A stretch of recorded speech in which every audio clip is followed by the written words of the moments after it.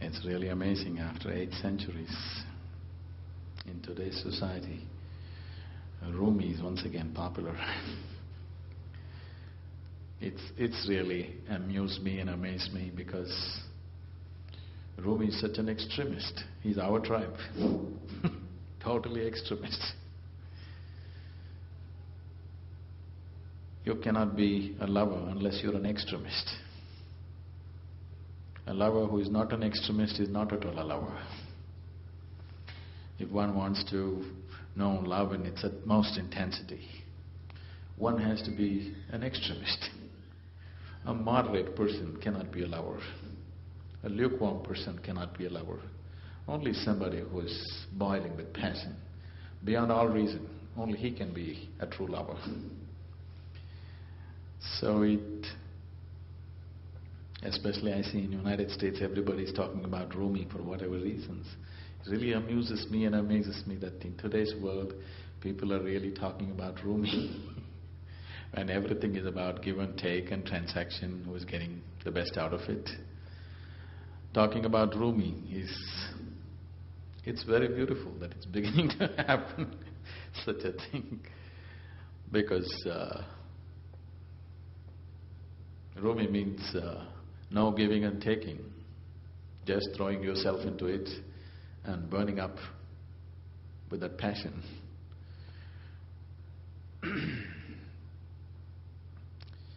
This is not unique to Rumi.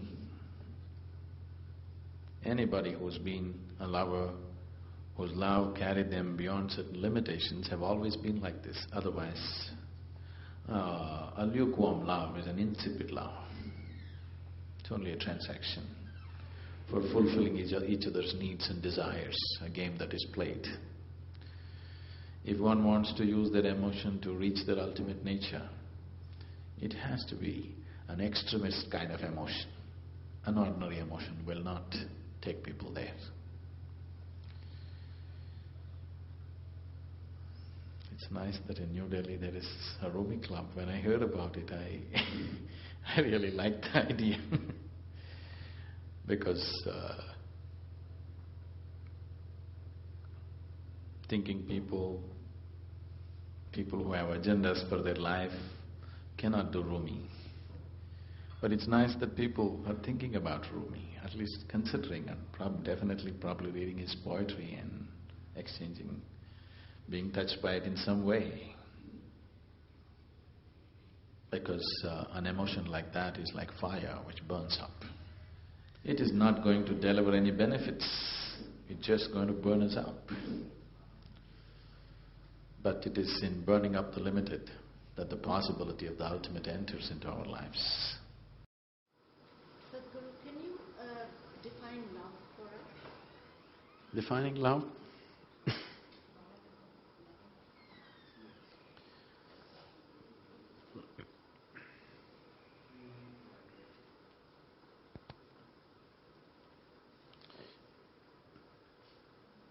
Defining love. Let's look at the various forms of expression that love is finding, first of all. For most people in the world, love is just a mutual benefit scheme. Okay. People have different kinds of needs, physical, psychological, emotional, social, financial, so various types of needs. To fulfill these needs, I love you is always a good mantra. Without that mantra, many doors will not open for you. So that's one level of thing. But fundamentally, what is this that we're calling as love? Somewhere, the way the human being is right now, no matter where he is in his life, no matter what he is, what he's achieved, somewhere there is a sense of insufficiency. It's not enough the way he is. The way he is right now is not enough. He wants to include something else as a part of himself, to make himself more complete. So love is a huge longing to include the other as a part of yourself. If This longing to include the other as a part of oneself, when it finds an emotional expression, we are calling this love. If this longing to include the other as a part of yourself finds a basic physical expression, we call this sex. If this finds a mental expression, it gets labeled as greed, ambition, whatever. All these are just efforts to include something else as a part of yourself, isn't it? That which is not you right now, you want it to become you. This is the longing of love. So, it is just an emotional expression of the same longing which a human being is constantly longing for, to include something else as a part of himself. This starts from gathering simple things around him to seeking spirituality or God, the same longing to include something else as a part of himself. The fundamental longing to have a larger slice of life than what you have right now. That is a longing, isn't it? Somehow the way it is not enough. You want to experience life little more than the way it is right now. So this longing to include the other as a part of yourself is love. Emotionally, how much ever you make this effort, you get close to that. You're almost there many moments, but next moment it falls down. It doesn't matter how intensely you approach it. You will see you're almost there and it falls apart. You're almost there, it falls apart. So, it gives you a taste of oneness, but never establishes you there. So, love is just a vehicle for oneness. What you're longing for is that oneness. Emotion or love is just one more vehicle to get there. But it is a vehicle which takes you close to the other bank and turns you around. Close to the other bank and turns you around, never lands you there. So, when you get sufficiently mauled by the process of love, you will be ready for grace. What is called as grace? Anything that I say will be misunderstood. Because what is not logical and physical cannot be put into language.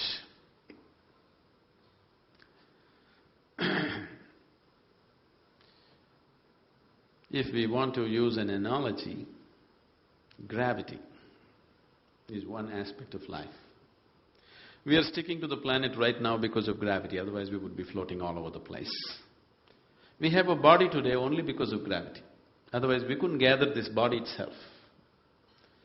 So gravity is one aspect of life which, in a way, is related to the fundamental instinct of self-preservation in a human being. There are two basic forces within you which are constantly functioning, which seem to be in conflict with most people. It is not in conflict, but most people see it as in conflict. One is the instinct of self-preservation, which compels you to build walls around yourself to protect yourself. Another part of you is longing to constantly expand.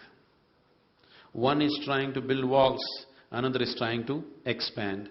The walls of self-preservation that you build for today are the walls of self-imprisonment of tomorrow, isn't it so? Many limitations you establish in your life as a protection for yourself. Tomorrow you feel they're imprisoning you and you want to break it and build a bigger prison for yourself. But day after tomorrow, the same big prison feels like a restriction and you want to break it and go to the next stage. So these two longings, one is to preserve yourself, another is to continuously expand. These two things are not opposing forces, these two things are related to two different aspects of who you are. Self-preservation needs to be limited to the physical body. It's only your body which needs to be preserved. Everything else can be mauled and demolished and rebuilt every day. Every day in the morning you can actually get up and build a whole new personality if you want. But right now, your instinct of self-preservation has extended itself to the very way you think, feel and understand life, isn't it? All the time you're trying to protect that. But self-preservation should be limited only to the physical body. Only the body needs preservation. Everything else can be reshaped and recreated as you wish, any moment of your life. So these two forces, because they are in conflict, or they seem to be in conflict, There is a whole problem about all these things that we need systems and systems to speak spiritual processes. If one's instinct of self-preservation, one learns to keep it just within the body and not extend it to other aspects of life, every human being in the planet will be naturally spiritual, will naturally get to his ultimate nature. Only because he is restraining it, because his instinct of self-preservation always tells him, this is not safe, that is not safe. Only body has to be preserved. Everything else is open to everything else, isn't it? That's how it should be. But right now, the way you think, the way you feel, your values, your morals, your ideologies, your religion, all these things need to be preserved. Now, in this, there can be no expansion. Suddenly there seems to be a conflict.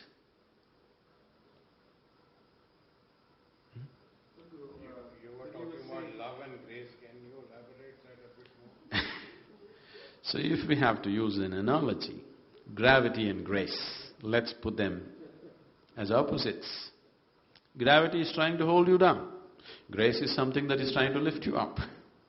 This is only an analogy. Because grace cannot be explained that way.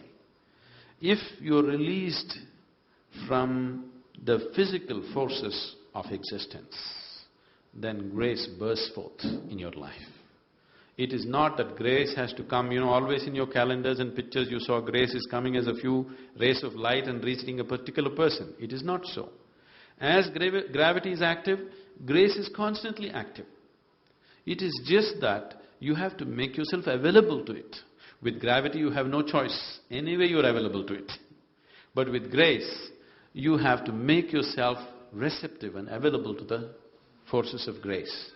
So all the work, whatever kind of spiritual work you do, whether you do prayer or puja or asana, pranayam or whatever you do, ultimately you are just working towards making yourself available to the force of grace. Because without grace you won't be lifted up. Which way you approach it depends upon what you are exposed to, what kind of a person you are. But whatever you are doing, you are just making yourself fit enough to be available to grace. How do you define inner beauty? Inner beauty? If you have the right kind of eyes, everything is absolutely beautiful. There's no relative thing in it. Relative thing is a social factor. Again, it's a training. It depends on what kind of data has gone into your mind. When you're unhappy, only certain things are beautiful, certain things are ugly. When you're very happy, you look at anything, everything looks absolutely beautiful. See, there are many ways to look at this. One simple way is, right now you may be identified with many things, starting from your physical body, to your mind, to your education, to your religion, to your society, to various things that you hold in your life. But when you simply sit here, if you simply sit with me right now, you're just a piece of life, isn't it? A certain amount of life energy, that's all you are, isn't it so? Identified with many, many things, but fundamentally you're just a certain amount of life energy. So this life energy, which you call as myself at this moment, this life energy sometimes has been very joyful. Has it been? Has it been? Please say yes, otherwise it's tragedy. Sometimes it's been utterly miserable. Sometimes very peaceful. Sometimes turmoil. Sometimes agony. Sometimes ecstasy. This has happened to this, isn't it? So this life energy which you call as myself is capable of all these things. So if this life energy is capable of all these things, if you were given a choice, what kind of expression your life energy should find right now in this moment, what would you choose, agony or ecstasy? Definitely ecstasy. So if there was a conscious choice about how to keep your life energies right now, definitely you would have kept yourself absolutely joyful and ecstatic.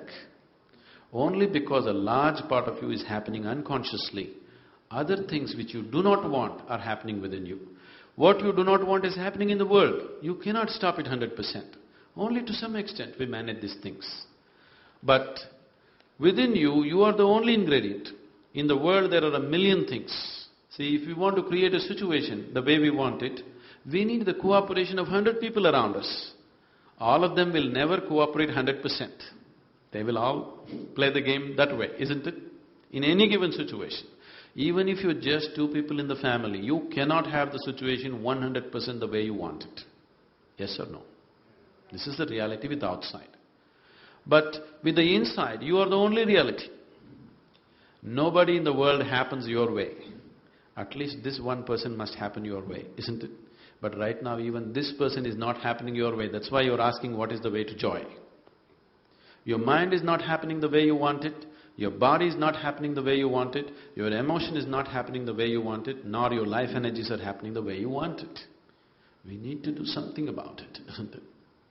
If all these 4 are happening the way you want them, you would definitely be joyful every moment of your life, isn't it?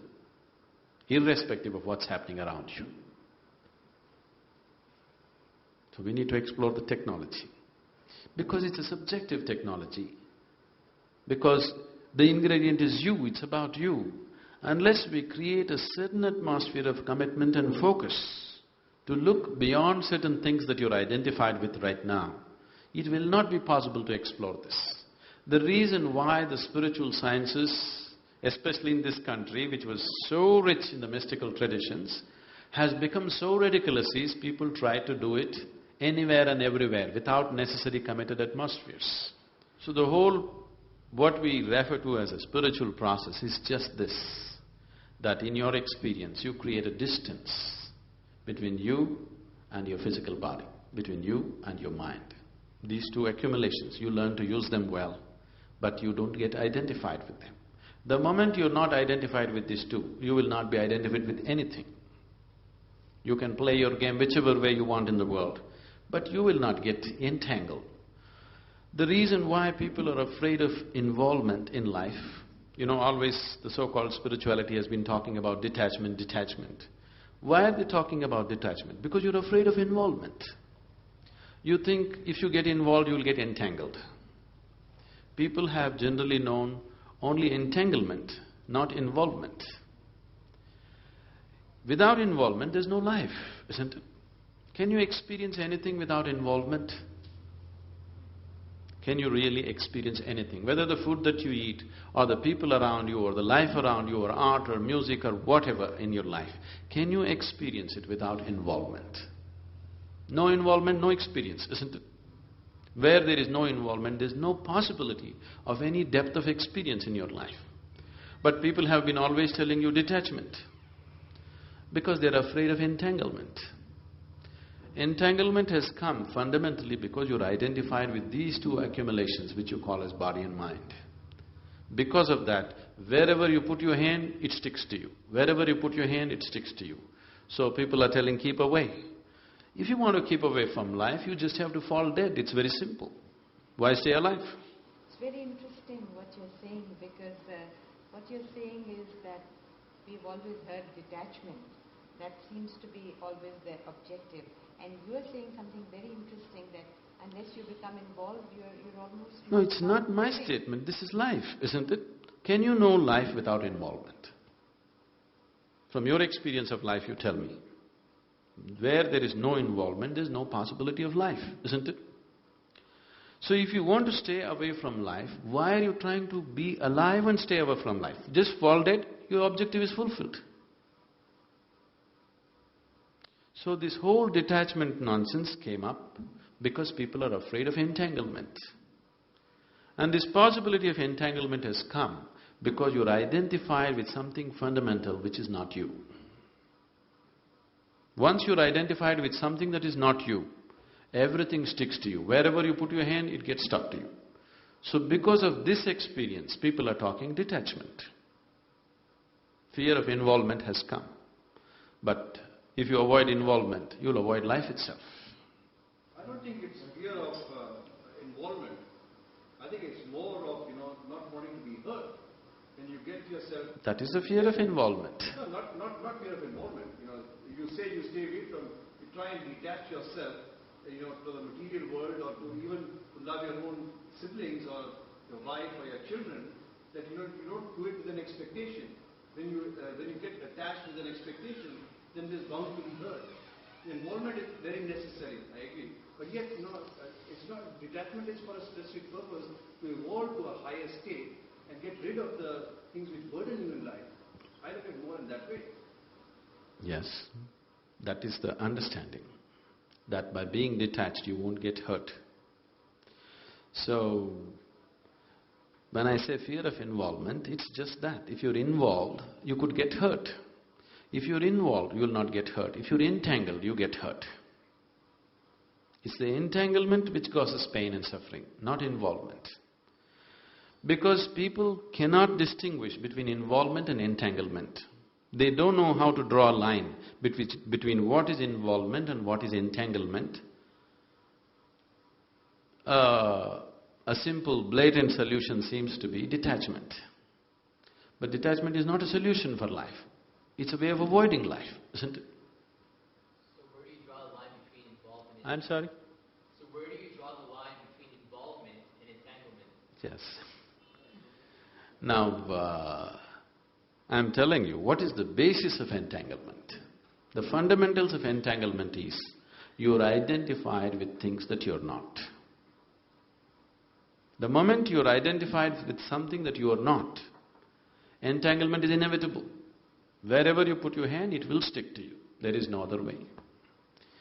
If you sit here now, in your experience, not in your thought, in your experience, if it's clear-cut within you, your body sits here, your mind is out there, what is you is away from this. If distinct separation is there from this, would you get entangled with anything in your life?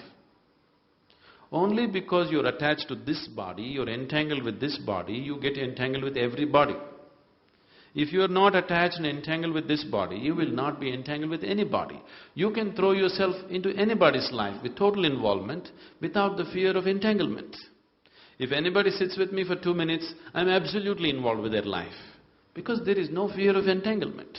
If I'm afraid, if I talk to this person and get involved, suppose if this person does something else tomorrow, will I be hurt? If this possibility is there, I would hesitate to involve, isn't it? If there is a possibility of entanglement and pain attached to it, definitely you would hesitate to involve. When there is no fear of entanglement, that is when you would throw yourself into everything, isn't it? We're trying to understand how a human being should move forward and get back to the old ways rather than the materialistic ways. Now, this is very contradictory. You're talking about moving forward and old ways. See, with the distance of time, everything that is old looks nice today. We're talking about old ways. If the old ways are brought in today, totally into our society, into your lives, would you be really happy? Is it true? I think it's not the way, it's the core values that he's advocating. So that's what I'm saying. Why are we sticking to some values? Fundamentally because there is no consciousness, there is no inner experience. Yes? Why do you see, if your humanity is in full flow, this moment, why would you need values? Why should I tell you, be good to this person? If your humanity is fully active this moment, do I have to teach you, please be nice to this man, don't kill him? Do I have to tell you? Only because you're identified with something and just suppress the basic humanity in you, now we have to tell you, please don't kill this man, be good to this man. Okay, he is some other caste, some other creed, but please be good to him. This kind of teaching is necessary simply because we have suppressed the basic nature within us. If your humanity is in full flow, at that moment nobody has to tell you what is good and what's wrong. Anyway, you will be fine. See, all values and moralities have come into the social sphere only because the inner dimensions have not found full flowering. Because the interiority of a human being does not find full expression, somehow it is suppressed by various means. That is when we have to teach people what is right, what is wrong, what is okay, what is not okay. Now the whole process of whatever Rumi is about, whatever spiritual process is about, what we call as yoga is about, is just this. The word yoga means union. Union between what and what? Now, this whole idea of the individual and the rest, me and the other, this fundamental experience of right now, me and the other, is the basis of all the conflict in the existence, isn't it so?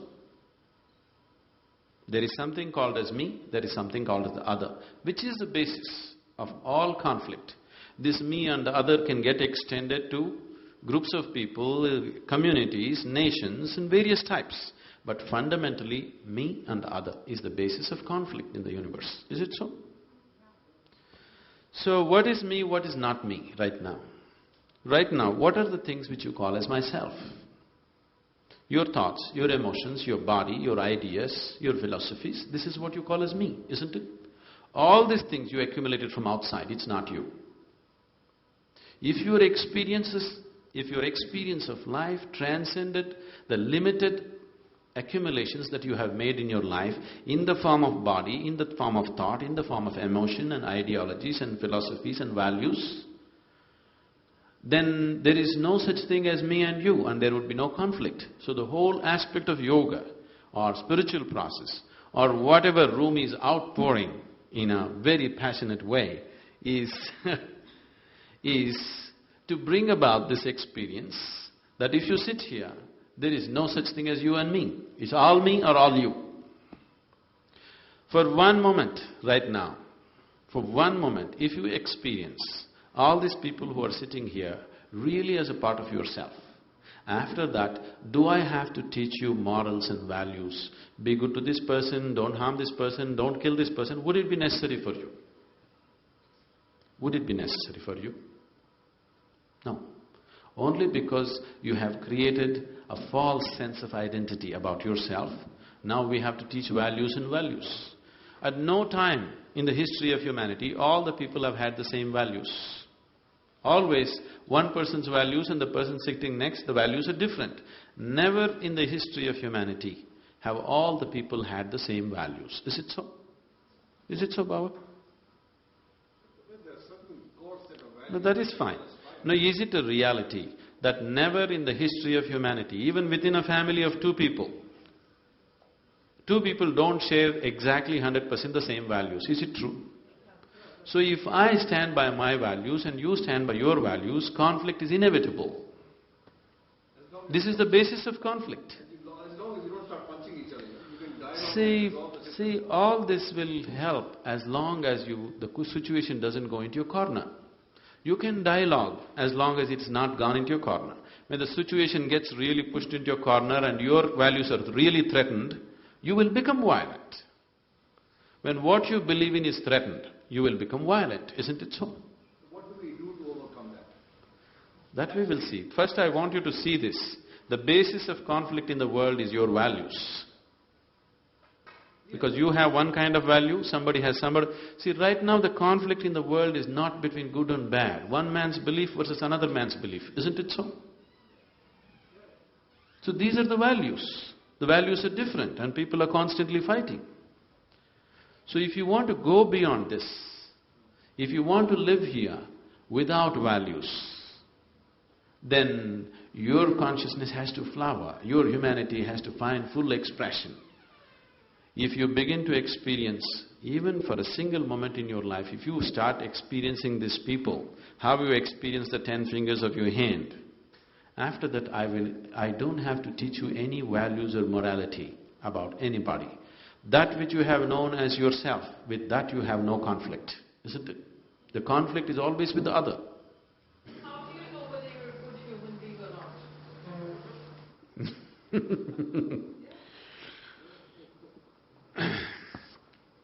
Say, you being a good human being or a bad human being is only a social reality. So we also want to know for ourselves that… For yourself. For yourself, you just have to know whether you're really human or not. No. Because what is it… See, what is it that we consider as human? If we look at the physical body, we are just animal, isn't it? This is just biology like any other animal form. So what is it that makes us human? Somewhere somewhere within us there is a certain sense of discretion and discrimination which is not there for the animal. So are you exercising this discretion in every moment of your life or no? This is what makes you a 100% human being or a part human being, part animal.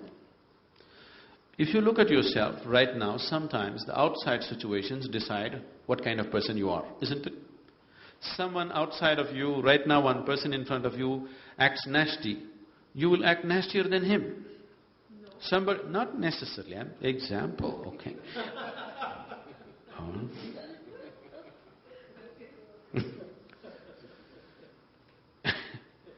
Somebody gets angry with you, you get angry with him.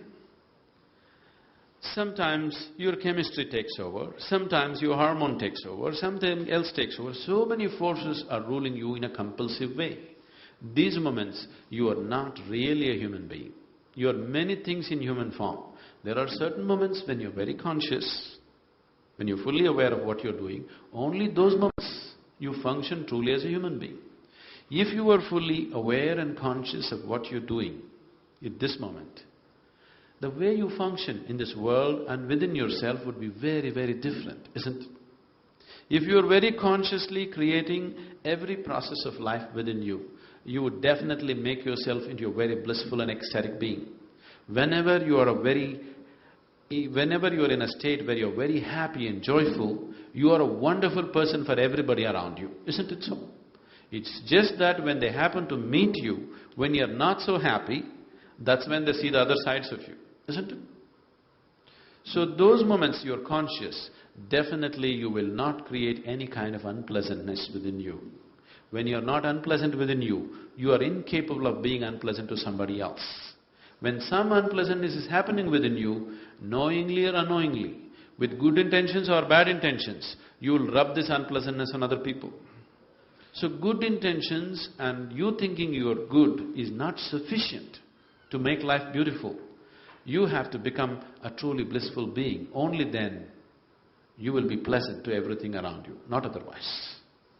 So in the end, be happy yourself to give happiness, right?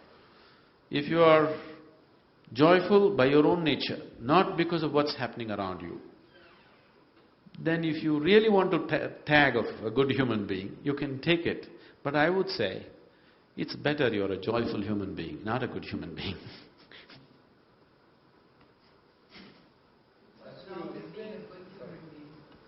Because the moment you say something is good, essentially you have to make something else bad, isn't it? Otherwise how? No. See, the very idea of goodness is coming because we consider something else as bad, isn't it? The more good I think I am, the more I will think all these people are not okay. No, but I also think that...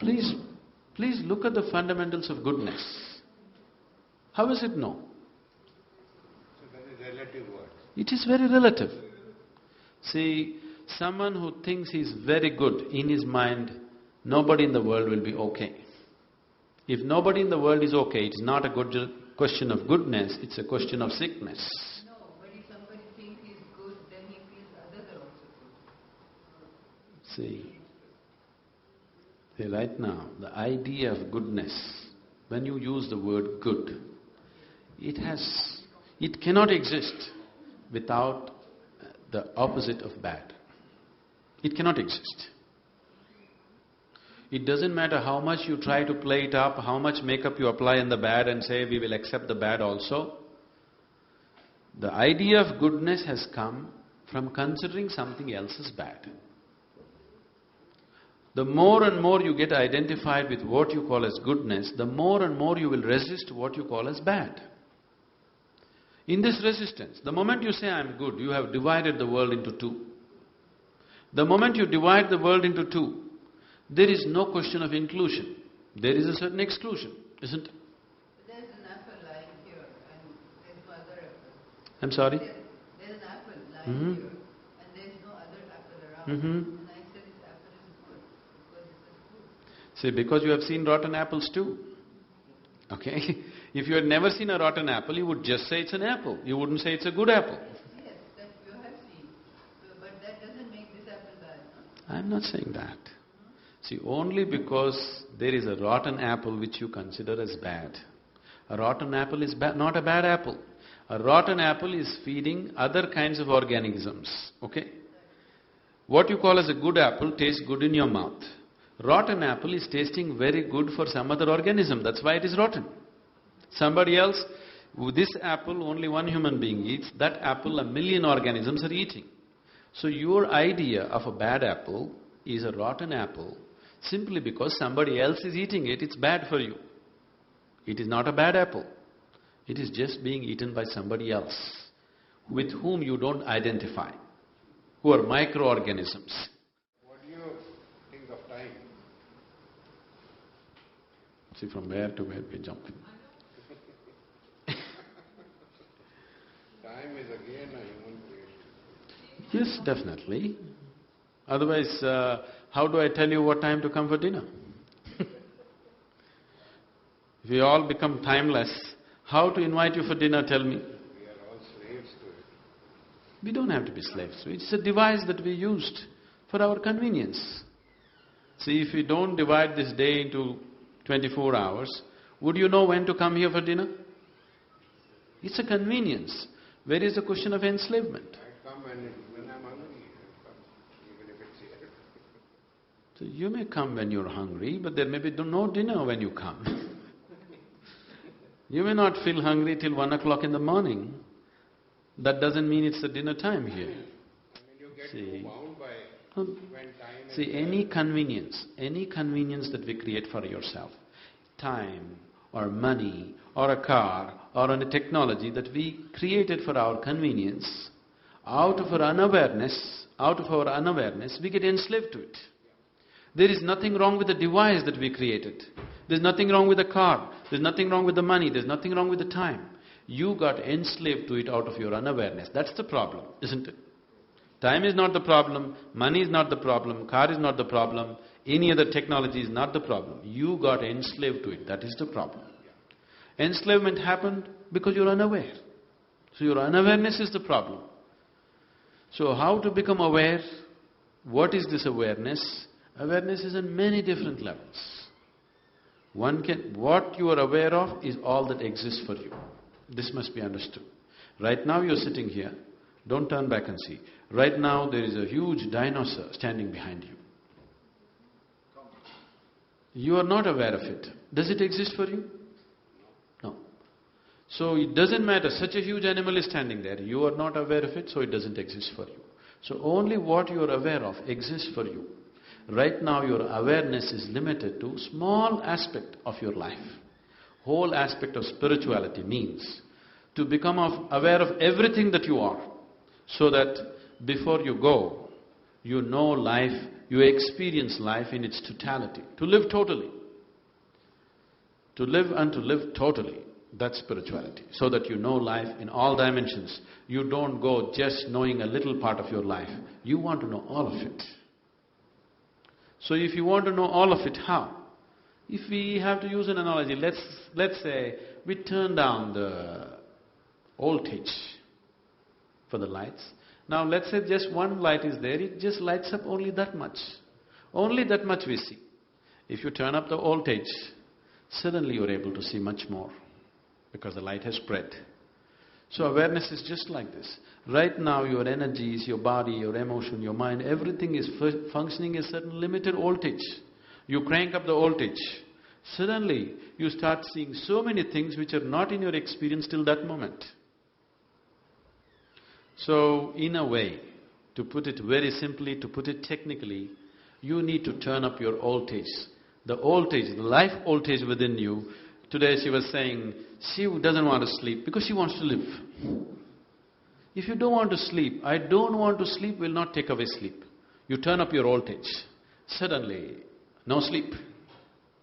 You can turn up your voltage simply with your enthusiasm. But that will not take you all the way. There are other kinds of technologies to turn up your voltage in a certain way, where all the time you're high. See, within myself right now I'm absolutely drunk. Not with alcohol, okay? I never touched it. I'm totally drunk within myself. Am I balanced enough and logical enough to handle any situation? Yes. So all the time I'm fully drunk on one level, another level I'm perfectly sane. If I want to flip, any moment I'll flip. If you are like this, inside you're fully charged, outside you're controlled. This is what is needed in your life if you want to experience life in its totality. You tried to exercise control over your life and you started putting this control over your very process of life. So life is happening like a trickle. Life within you should happen like a huge explosion, but outside it is fully controlled. You will see initially when you go into your face like this, even the outside tends to happen like an explosion for some time. But within a limited period of time you will gather control over it. Outside is controlled, inside is an explosion. That's how it should be. Every moment of your life. Within you, life should be an absolute explosion. Outside of you, it is properly controlled. When it's like this, you will get to use your physical body, your mind, your emotion, everything that you have to its fullest extent. Things that you never thought you were capable of, suddenly you start doing simply because your voltage is full. Evolving of a human being is also when you are dependent or you give yourself to a being teaches you how yourself is important but how the other is important too. Now, once you know the importance of the self, the other doesn't exist, everything is self. When everything is self, everything is absolutely important. There is nothing in the existence which is not important. It's not for you to decide what's important and what's not important. Because even if you look at a blade of grass, whoever created this definitely did not create it without necessary attention. Whatever attention has gone into this one, the same level of attention definitely has gone into even a little insect, isn't it so? Not been created carelessly. So if the creator, whatever is creating this, thinks it is important, what's your business to think something is important or not important? Every damn thing in the existence is important. Because creator thinks it's important. He's paid enormous attention to it. It must be important, isn't it? And when you experience everything as you, everything is very important. Because you are important, isn't it? See, the seat of your experience in this world is you. It is yourself. Your very basis of your experience is you. So without you, there is no life. Making the other important is not the point. It is just making the other as yourself, or making yourself as the other. That transforms everything. Now, I know it's always been understood or misunderstood that if you walk the spiritual path, first thing is leave your husband or leave your wife. Yes, if it's spirituality is a good excuse, honorable excuse to walk out of your marriage. Instead of going through a simple divorce, if you take sannyas, it helps socially. But what is spiritual is something that you do within yourself, not what you do outside of yourself. Whether you live in a cave, or you live in a palace, or you live in marriage, or you live as a monk, these are arrangements that you make according to your requirement. But spiritual process is always the inward, not of what you do outside. What kind of clothes you wear, what kind of life you live, is nothing to do with your spirituality. The way you are within yourself is your spirituality. Thank you very much for being here. I would like to take this opportunity. We have a full-fledged center about 35 kilometers from Coimbatore in the rainforest. It's an extremely beautiful place. I didn't make it that way. The mountains were there before me, the forest was there before me. So, we have created a very powerful center. Powerful, when I say, is something that you have to experience. It's a very powerful space. The whole space has been consecrated for one's transformation. That just entering the space is a different experience for people. The way it is done, everything is 100% volunteer force. The whole Asia activity is 100% volunteer, every one of them who is working for it. There are over 250,000 registered volunteers and over 700 full-time volunteers in the foundation who are doing a wonderful, miraculous job. I'm not saying wonderful because of the volume of work. The volume doesn't mean much to me, but the way it's being done. with what kind of love and involvement people are doing things on an everyday life is so fantastic. I don't pass a single day in my life without seeing tears of love and joy around me. I don't think man can have any better fortune. I want you to come and experience this fortune someday, please.